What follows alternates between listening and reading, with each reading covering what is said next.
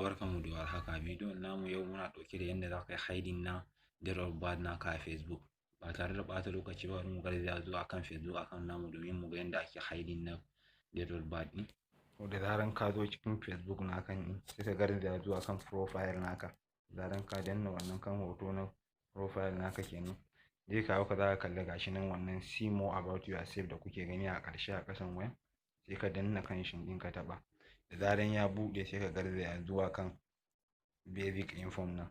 Da zaran ka zo gurin sai ka danna kan wannan alamun alƙalamin da yake ta gefen hannun daman wayanka, kamar yadda kuke gani gashi nan ya buɗe. Idan kun lura gashi nan date birthday in kun kalla za ku kalla ya sa 1998, akwai alamun kwaɗo a kan shi. Hakan na nufin cewa kenan a rufe yake. Wannan kuma date da za ku kalla shi kuma alamu ya nuna cewa hotunan mutane, kawukan mutane a guri. To it means kenan wannan kowa da kowa zai iya kallon birthday nakan kenan. To idan baka son kowa ya kalla shekaru sannan kuma da kwanan watan ɗin, sai ka rufe wannan kwanan watan ɗin. Kamar yadda kuke kallo dai ga sunan zaɓi guda 4 ne a nan. Public shine wanda kowa da kowa zai gani, sannan wannan na biyun kuma friends of friends, wato abokin abokinka, sai kuma friends naka kenan. Wannan yana nufin friends naka shi kaɗai zai iya gani. Sai kuma wannan na ƙarshen, wato shine wanda muke buƙata yau kenan, only me. Hakan na nufin ba wanda zai gani sai kai kaɗai. Gashi nan bari ku gani, kaga alamu ya nuna kenan yaro kwaɗo, ya rufu da kwaɗo a gurin ɗin. To idan ka duba wannan ɗin shi ma the same thing haka yake. Duk za ka sa su akan only me ne. Da zaran ka yi haka babu wanda ya sai kalla date of birth naka.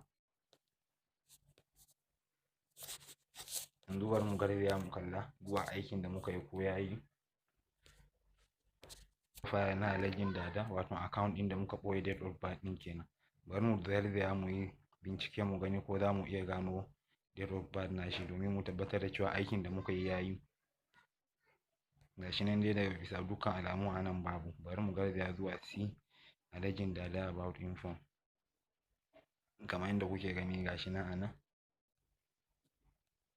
Gashi nan a nan. Daman galibi an fi yawan gani a wannan basic info ɗin, ya nan ne za ka ga date of birth na mutum.